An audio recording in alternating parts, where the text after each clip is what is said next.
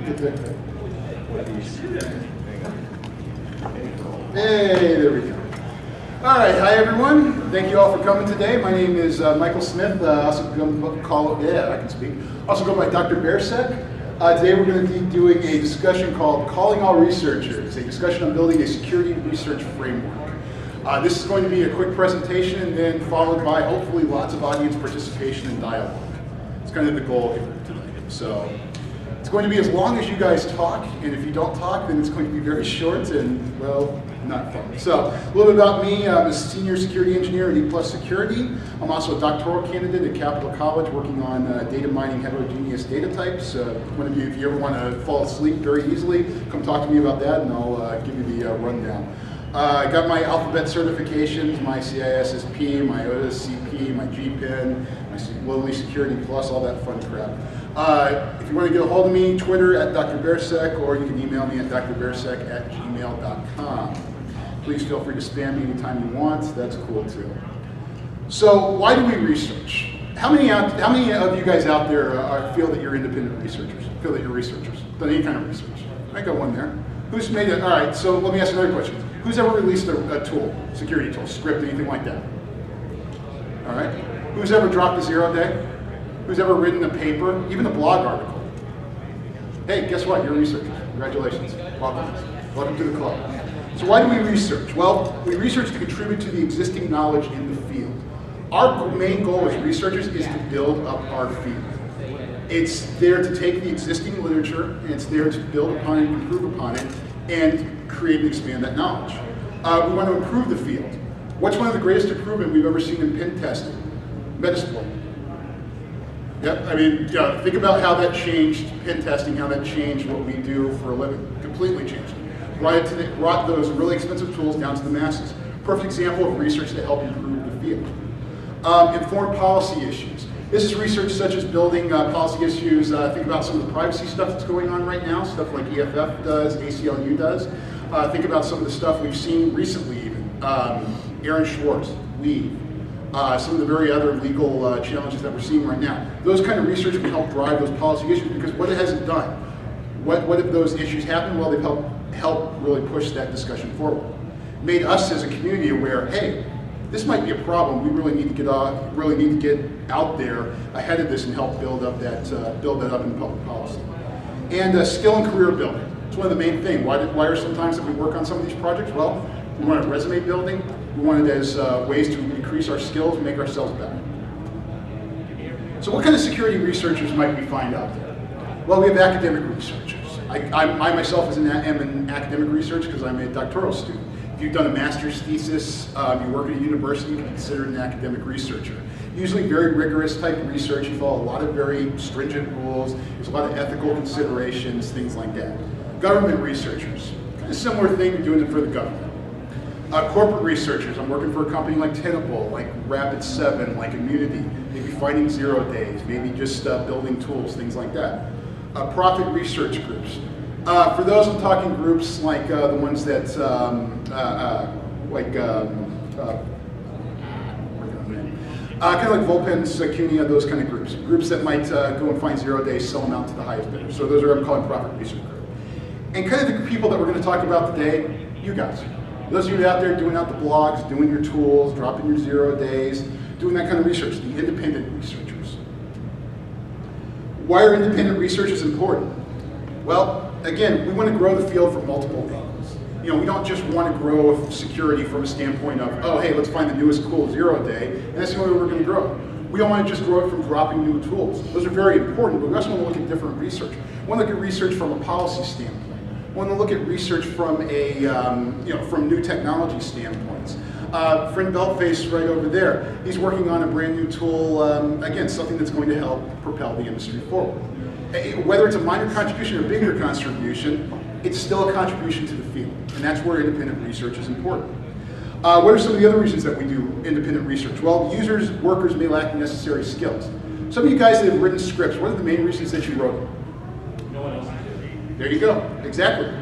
And it might be that you work at a place or you're using a tool where the tool doesn't do what you want it to do, so you need to find a way to do that.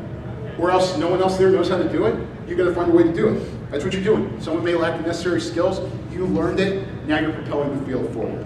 Some vendors need public motivation. Let's be honest, how many times have we heard of people that have announced the 0 day and done the responsible thing, informed the company said, yeah, I don't care.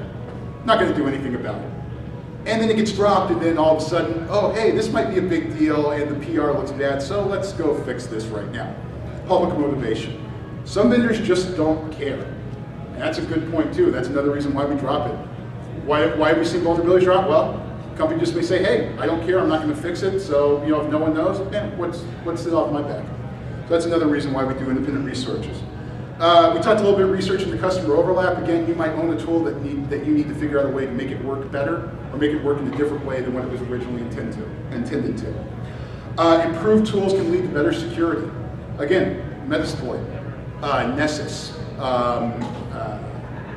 many of the other various open source tools that are out there. Bro IDS, perfect example of something. Starts out as open source, seeing it go into maybe a commercial viewpoint too, something that helps them better the field.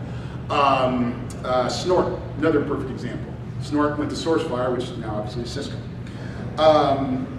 Serves the public interest, and this to me is one of the most important things outside of growing the field from multiple angles. Research serves the public interest. Why? Because better security is better for the public. Everyone uses the internet. The internet's maybe one of the most important inventions, in my feelings, of the 20th century.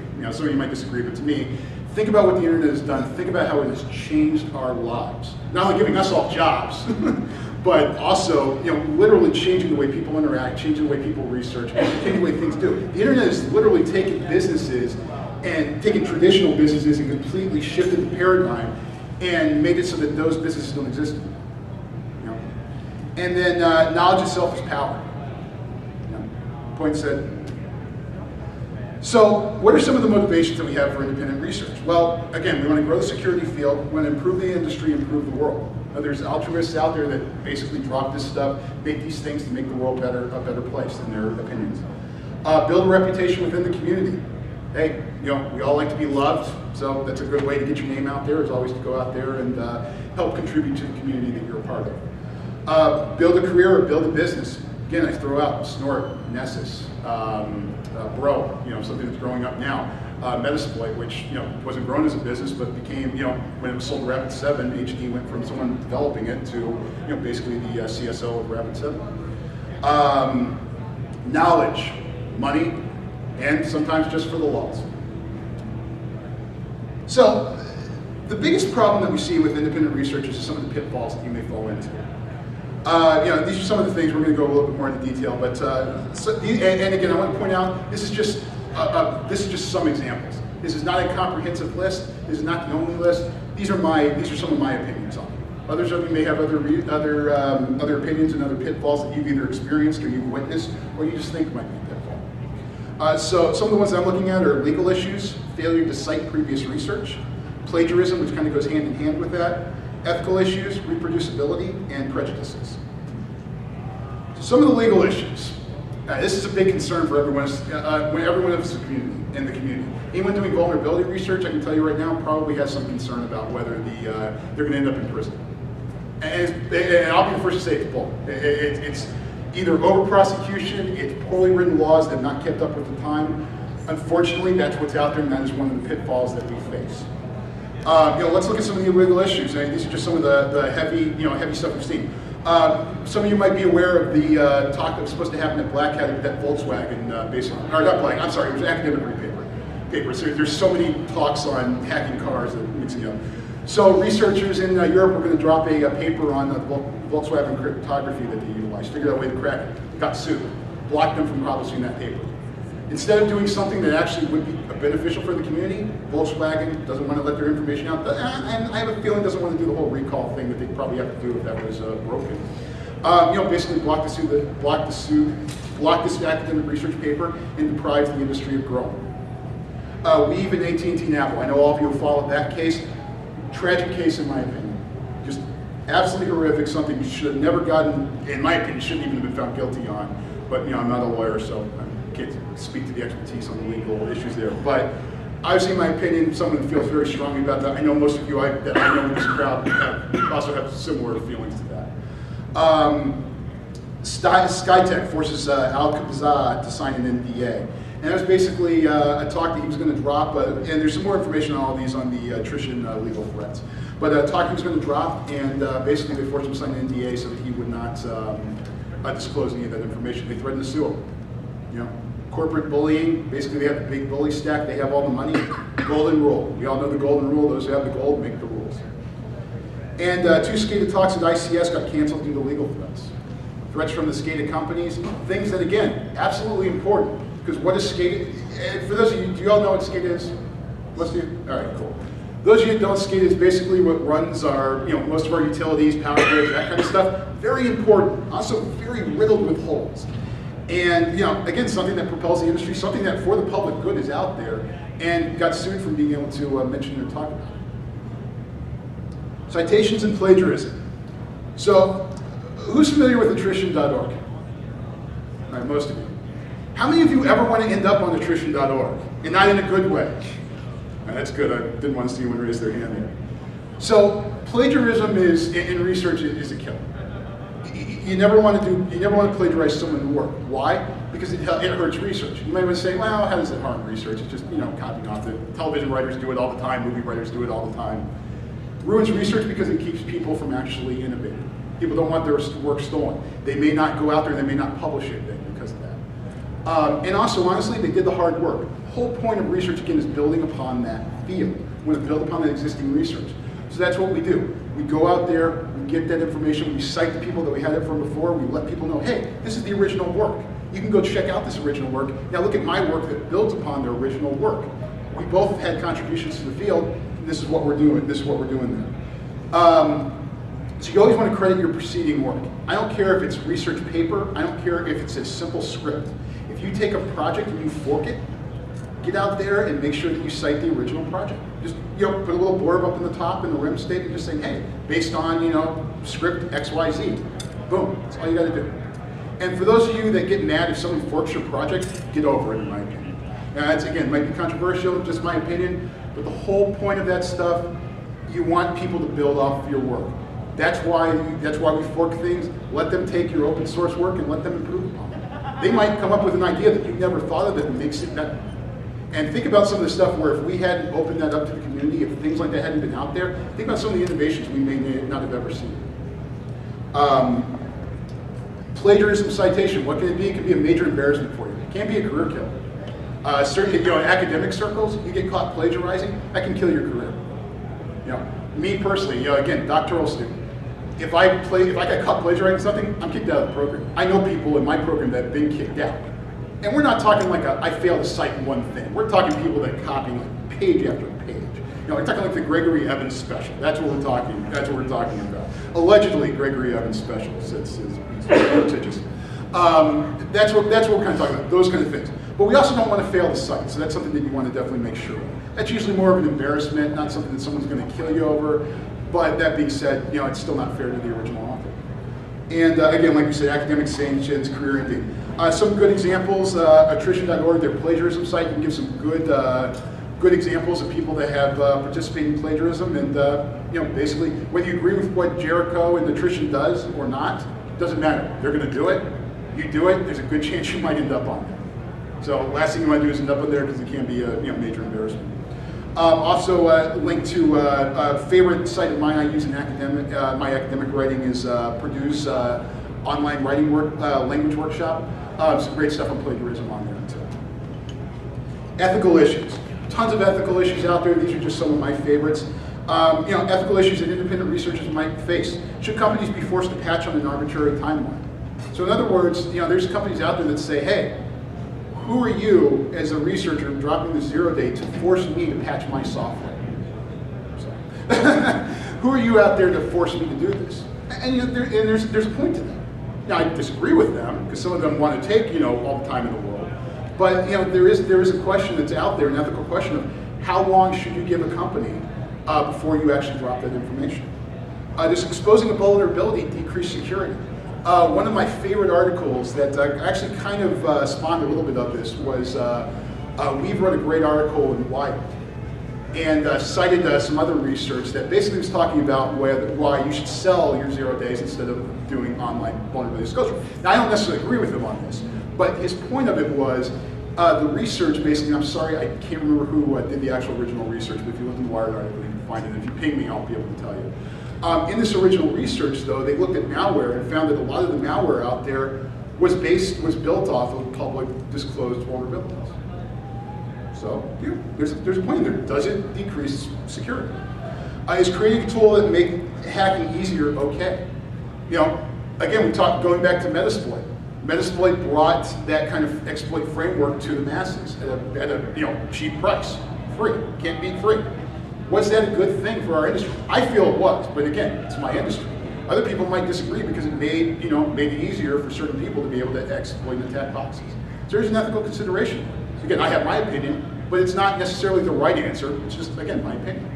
Different answers, different opinions. Should vulnerabilities be sold, bountied, or publicly released? This is a big hot one right now. And honestly, me personally, I should feel they shouldn't be sold. That being said, if I had a vulnerability, someone's offering me 50, 100 grand to sell it to them, I get it. I mean, honestly, I get it, man. I don't actually fault them. That's a lot of money. I mean, that's a year's salary for some people, more for other people. So I mean, that's it's an ethical question to ask. Should you sell it? Should that be something there? Should there be some kind of stipulation when you sell it saying, hey, after X amount of time, if you want me to sell it, you have to publicly release it? Again, no right or wrong answer, but something to keep in consideration. Reproducibility. This is a favorite part of mine with research. So just because we find a vulnerability, can we reproduce that vulnerability? Being able to reproduce the vulnerability is critical. Just because you find it, it's like lock picking. But you know that lock picking, if you pick the lock once, have you picked the lock? That's correct. No, for those of you shaking your head. You have to pick it at least, they're all saying when you're lock picking is you got to be able to pick it twice to be able to really say that you're able to pick that lock. Same with the vulnerability. You want to make sure that you can reproduce that vulnerability, keep doing that over and over, make sure that you can say, without a doubt, document and say, hey, if I give this vulnerability to Caspian can go and he can reproduce it on his own. Need to prove that the outcome is consistently predictable. Again, same thing. Is every time we run this vulnerability, it going to cause the same buffer overflow? Is it going to cause the same process to stop? We want to be able to show that it's constantly predictable. If the tool release makes things safer, then people need to know how to test with it. How many of you have gone out there, seen tools out there, and can't find any kind of documentation or anything on how to use the tools? Now, some of you are smarter than I am, so you might be able to figure it out easier. Me, I'm an idiot, so it bugs the hell out of me when I can't figure out how to use the tool. I'm spending half my day trying to figure that out. Half the time I'll abandon it and just do my own thing. But again, something out there, hey, documentation. Again, we're trying to help the industry, we're trying to move the industry forward. We want to make sure that we make it so that people can actually use what we're producing. And research should be independently reproducible. Like we talked about, I give it to Caspian reproduces it. Prejudice. We've all faced this. How many of you tell people you're a hacker?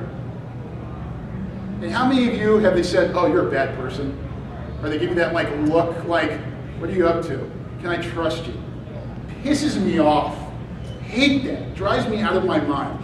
I saw something the other day, and I can't remember now what it was on, but it was basically a Facebook posting to a response to an article, and it was basically like, oh, all hackers should go to hell, they should be in prison, blah, blah, blah. And seriously, I had to fight not to respond to it. Literally, I had a response written and deleted it, because I'm just like, you know what, I'm not going to get into a fight with an idiot. But that's a prejudice that we all face.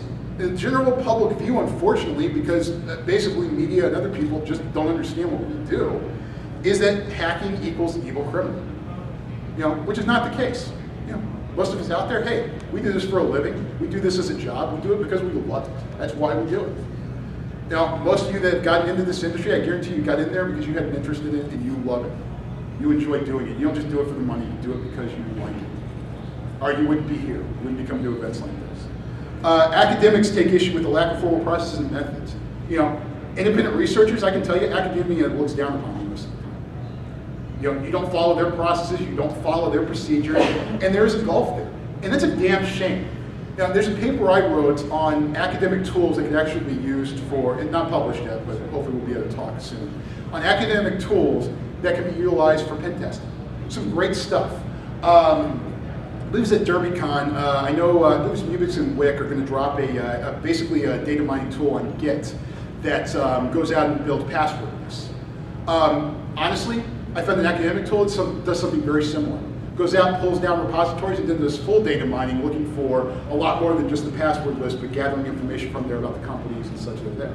A great tool that goes out and pulls down all the job ads and it does data mining on those job ads to find, hey, well, if this company is looking for people that know Cisco, know Checkpoint, know this, and this, all you've done is send, hey, we love Monster.com because you're telling us what kind of equipment that you might have without me having to do any kind of scanning of your network at all. Great, gave it, served it up to the server pilot.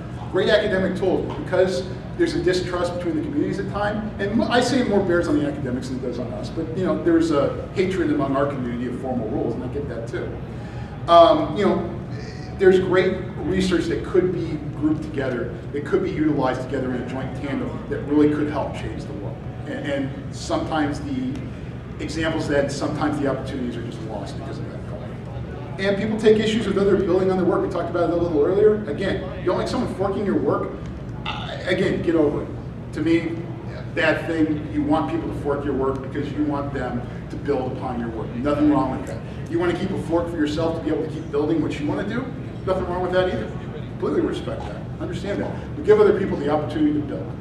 One of my favorite things on Recon NG when that got dropped is literally said, hey, this is my framework. Feel free to take it, fork it, build it up, and do whatever you want with it. Utmost respect for those guys. All right, so these are some of the resources that we have, for independent researchers that we might have. Formal research frameworks, APA, MLA. Who's familiar with APA, MLA? All of you. Who hates APA and MLA? Well, not more than you. I'm surprised not more than you because I despise it. I hate doing it. I have to do it on a regular basis. EFF Coders Rights Project, great project. Awesome out there, great stuff to go to help give you some legal guidance if you're dropping 0 days or dropping other kind of tools. Wikipedia citations, just some way to cite some things. Easy, not quite ALA or APA or MLA. And a great vulnerability disclosure, the Corland vulnerability disclosure policy, kind of what those guys follow when they do a vulnerability. Which brings us to our problem. I just listed 4 sites, and that's 4 sites, there's a ton of them out there. It's a disparate amount of resources. And we have to go out and we have to find exactly what we're looking for. It's not always easy. Some other good stuff someone mentioned to me that I was talking to earlier. Google. Go look and see what people have done before you. Anyways, back to this, disparate resources. So you may not know where to go. How many of you are familiar with the EFF Coders Project? All right, a couple of you. All right. So again, some of you may not know of that and have looking at this like, hey, how do I do this? What's the responsible way to? What's my legal liability? How many of you were familiar with Corland's vulnerability disclosures? I have seen a couple people. Again, a great resource. So we have a disparate amount of resources. That's a problem. Not all resources meet our needs. APA does not really meet the needs of the hacking community, in my opinion. You're writing a white paper, sure, I can see where it might meet your needs. You're dropping a 0 day, you're dropping a script, you're dropping a tool, it doesn't meet your needs. Some systems are clunky or painful to use. Anyone that's cited APA, it's clunky and painful to use. And some systems are too rigorous for adoption. Again, APA, MLA, rigorous for adoption, tough to use. So my proposal is we need to build an independent security research framework. So the goal here isn't something that's mandatory, isn't something that's required. The goal here is to build a resource and guidelines that people can help follow, help keep them out of trouble. Not only a resource for people to go to be able to, find what they're looking for, as far as citations, find what they're looking for as far as disclosure, as far as dropping stuff, but something out there just kind of gives them guidance on, hey, this is a good idea. This is a great resource for you. This is what you should look at first. And then check out some of the other resources out there. Use what you feel is right, but this is a good starting point. Something similar to me in scope to the PTES. How many of you are familiar with the PTES, Pen Testing Execution Standard? Fantastic framework. Dave Kennedy, those guys that are responsible for that, went out there, built this framework on how pen testing should be. No more, you shouldn't go out there and just hand in a Nessus report and say, hey, I pen tested your network. No, you didn't. These give a great thing. I love this site. I still go to this site on a weekly basis. Some of my methodologies I use for pen testing, I built off of this standard.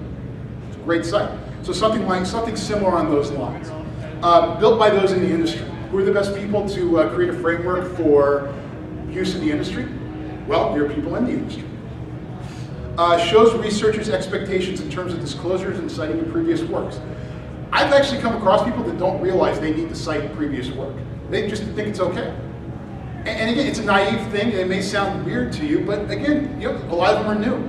They just haven't done it before. They're not out there doing it like, they're not out there doing it maliciously, and they want to be part of the community. They just didn't realize that that's what they were supposed to do, and that's what it was expected of them. I respect that. We want to correct that action. We don't want to crucify those people. We just want to correct that. We want to make them better members of our community. And we want to help new researchers avoid those troubles and pitfalls. We don't want you to end up in prison. We don't want you to end up on attrition. We don't want you to end up ostracized from the community. Bad things involved. So what I'd like to do now is just do a discussion and just kind of talk amongst ourselves and basically kind of get some ideas on what you guys would like to see in your just thoughts on the topic in general, and what you guys would like to see in some kind of framework like this. Open the floor. I know the University of Detroit Mercy a few years back was trying to build something like this, but it was really only for the academic circle. So it was, supposed to be central repository for information, but it just completely died because there wasn't enough. A, there wasn't enough involvement with other universities. B, I don't think there was enough involvement in just the hacker community in general. But C, some more coding. So how can we get the hacker community involved in building something along with academia? Because from what I've seen, they're pretty much at odds. And what Mark asked was that basically he was referencing a Detroit project that had trying to build something similar that died, and because it was more meant for academia, and it died out because there wasn't the participation. So how can we go ahead and how can we build that? And that's a good question. My opinion is I want to definitely get people that bridge both gaps. We have people out there that have done their masters. We have people out there that have done their doctorates. We have people out there like myself that are working on those kind of things. Those are great people to have in there, but it's not just those people. We don't just want those people. We want a wide variety. The goal is, and the other thing is to get people that are actually passionate about it. Not someone just like, whatever. Get people that actually care.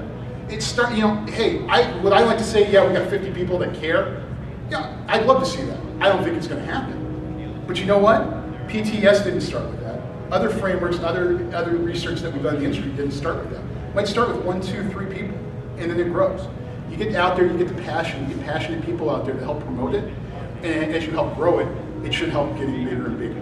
And so that's kind of, again, my opinion where you might go. Well, one thing I've noticed with academics research systems is they have, especially in medical and other scientific disciplines, where you basically have to prove things, do reproduction and other types of facilities. Some of those would be extremely useful, and other of them would be way too onerous and burdensome because in technology circuits, the results are pretty evident. You can see what the output from this exploit was, or you can see what the output was from this tool. Will happen every time somebody runs it in the appropriate circumstance. With those, you have the longer term, where people have to basically go and replicate things inside of a very specific circumstance and observe data over a long period of time. But I wouldn't dismiss those things because of that, because there are a lot of things you find, especially when you're doing large statistical data sets, they are very, very good at. So pulling in components from those guys, especially in documentation sense, having a very standard way of doing an abstract, having a very standard way of citing people in using an existing system, so you don't have to rebuild it, and then taking those burdens for proof and pre-existing requirements and adapting them specifically to the type of research in security that we're doing. I think it's a great point. Taking some of those academic research, resources and adapting them to our groups. And it kind of goes back to what Mark was saying, where we need to find people that know those systems and help bring them into the project, or at least are interested in learning those systems. Me, I can tell you some of what you said. I know some stuff I don't know. So me, I'm not a great resource for that. But obviously, this is a project that I'd like to see done by the community, not me, not just me. I want to be a part of it, but I want other people, and that's kind of the end goal. But definitely having people in there that will help bring those resources in. I agree with you 100%. We definitely taking some of those resources from academia, putting them into our system, and adapting them to the way that we work. And that to me, should be a very important goal. Casper? So this was brought up at ShmooCon, and I don't think you were actually at the ShmooCon talk. That kind of, I'm not going to insult them, but it went a little off its rails. There's a lot of talk about academia versus hackerdom. And one of the things that kept coming up and they kept circling back to was publishing, and very specifically publishing in peer review. And one of the single biggest problems I find with exploit releases and a lot of the other stuff that we're doing in terms of the research we're publishing is that there is no formalized peer review method. There is no way of someone turning around and saying, yeah, this is reproducible. No, it's not, in a way that's actually consistent. So what we've got instead is we've got these like little groups kind of going, yeah, so-and-so's a jackass because he can't do X, Y, or Z, and his work also sucks because of this, I'm not even looking at it. And you've got other people kind of going, well, yeah, this one particular piece of, code or something that he wrote actually sort of works, but we're not going to talk about that because we're, busy doing something else. So, I mean, my question basically is if you're trying to create a framework for this type of research, where do you start with the peer review process? How do you get a group of people together who are actually involved in that? And this kind of ties to the thing that that's a good question. That's a problem that needs to be solved on there. I just have personal opinions on this. My personal opinion is I would rather start walking than running. So my thing is get the ideas in place first, and then work on building that out. But that's a great point. You had a comment on that. The biggest advantage, and I go back to the medical field because it is one of the biggest bodies of research that they have, and it's also a disadvantage for the same reason, is they have a journal system. Yeah. And journals is how, and the more reputable the journal, typically the ones that are better established, they're the ones that are willing to publish the peer review alongside the original data. So that is how that works, and the payment system is broken in those systems. But, Agreed. But we don't really have anything short of a few online websites. I was going to say, what, like 2,600? Like Hack 9, Hack 9. Those kind of things. Yeah, I agree with you. And that's a problem too. I mean, I'd love to see some of the, some things that the one stuff I can see that may work for that are some of the IEEE mags that that aren't peer reviewed, that they limit you to 15 sources, that kind of stuff. But honestly, that to me is something I'd love to see, is us getting some kind of our own academic thing, whether it's SANS doing it, and that's something, I mean, I'm on a couple SANS email lists, advisory board lists, because I know some of you have scored high on the tests, have been on those things.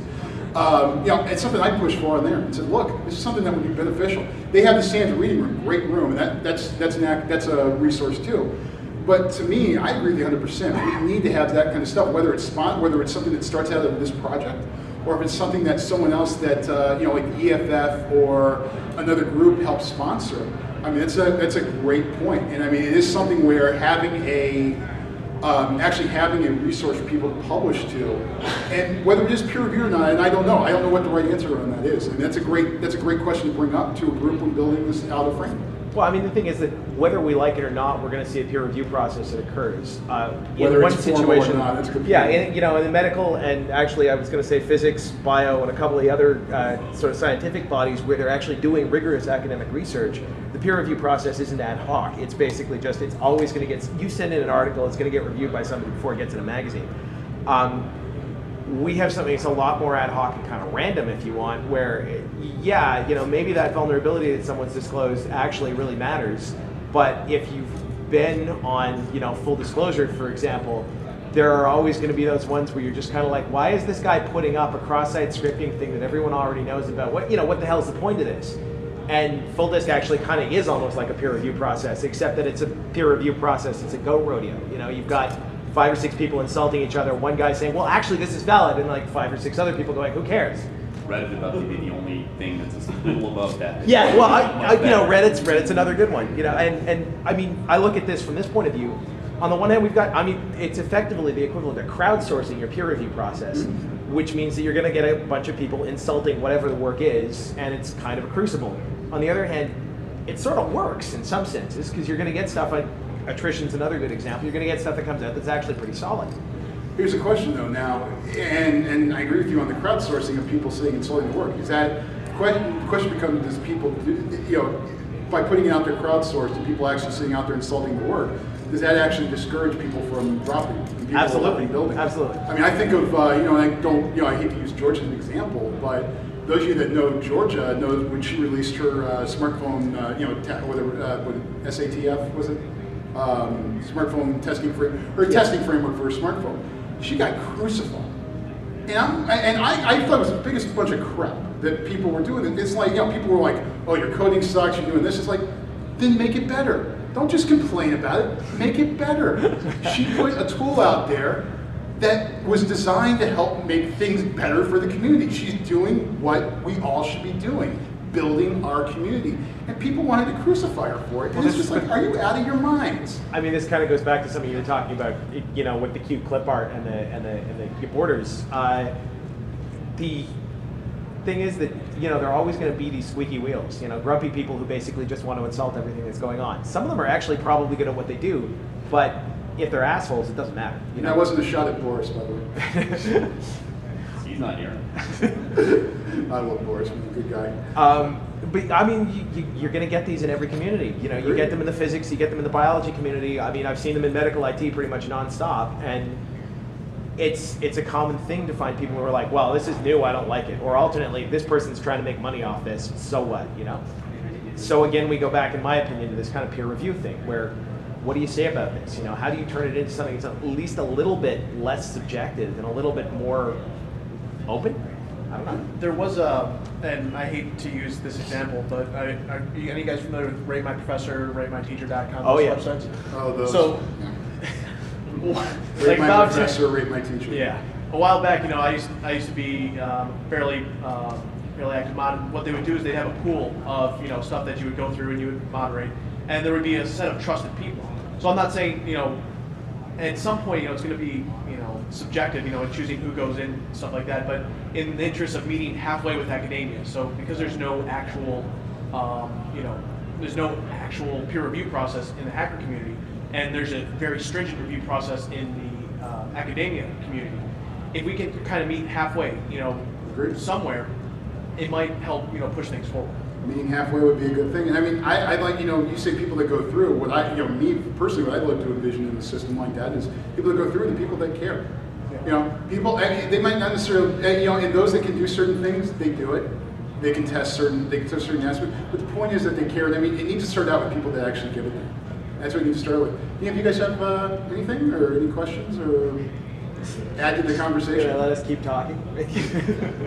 Please, again, everyone, you're part of, part of the community. We love to hear everything that you guys can, anyone can contribute. Thinking on the topic of a peer-reviewed group, a couple years ago, I joined a Hackerspace in my home city, and it's amazing. Where is that? Just Winnipeg. Area. Winnipeg. Okay. Hackerspace, Winnipeg. It's a beautiful family of people who come from various different backgrounds in technology, various different industries, and we can look at each other's work. Say someone's going to present an example was recently at SharkFest. You want to do a run through the presentation, we'll give them some honest feedback.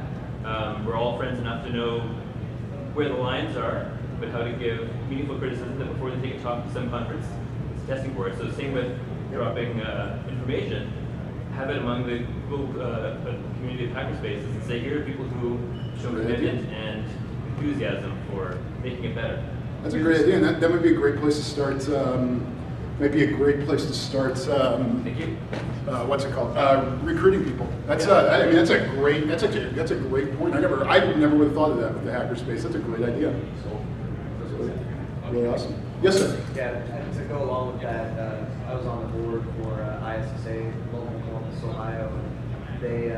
We always try to bring people that are new to speaking or just new to presenting a topic and bring them into ISSA. It works pretty well. And that's a great thing about groups like ISSA. I even think that's the great thing about groups like DEFCON Groups.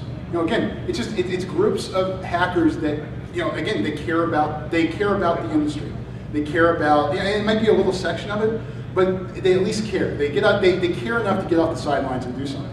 Now you may not agree with everything that they do, but they definitely care and they definitely get out there. So groups like that are that's a great example. I mean, there's some awesome things, and again, this is one reason why something like this I want to open up to the community, is because those are ideas I never would have thought of. And I'll be the first one to tell you, I never would have thought of those, and that's a great. Even the peer review system, that wasn't even something I thought in the scope of this. But it's an excellent point. It really is. To kind of riff off what he was saying, in terms of and what Catherine was saying, in terms of distributed kind of an ad hoc peer review process. what if we got something like an organization of makerspaces? So that way, there's still some subjectivity in it. Anyone who joins the makerspace can be a member, and can look at this. But these papers are distributed to different hackerspaces, and they look at it. So, like my sec, like your hackerspace. I don't know, Burb sec. All these different collections of people. They can take a look at this and then say, hey, this is what we think about it, and get some good feedback. And the goal is not to rip people on it. The goal is to give constructive feedback. And I mean, again, that's a skill that's learned.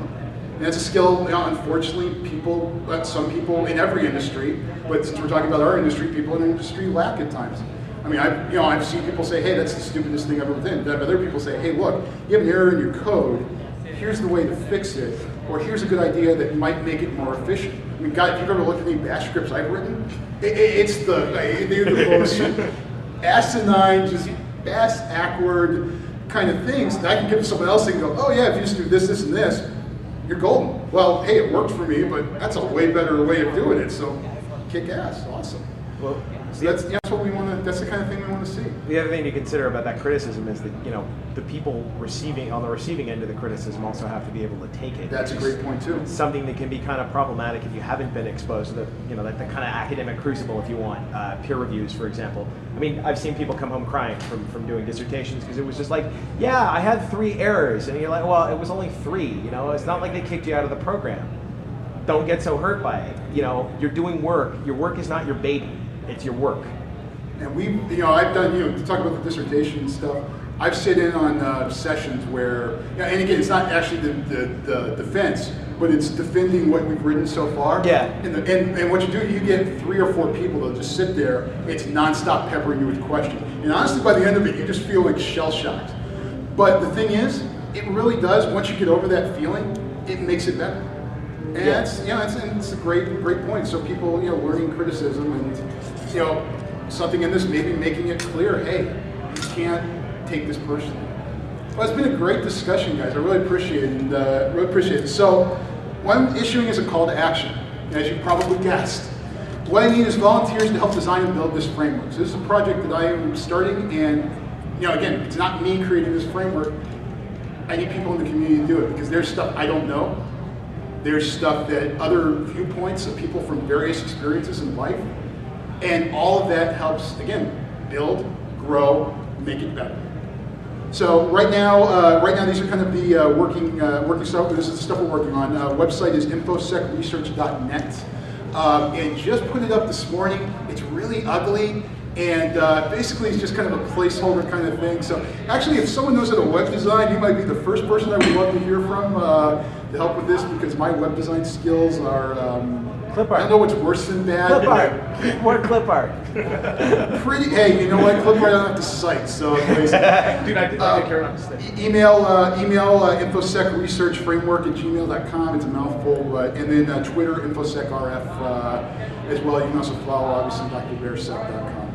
So thank you all for attending today. I really appreciate it, and I appreciate the interaction. And so long. Thank you for all the fish.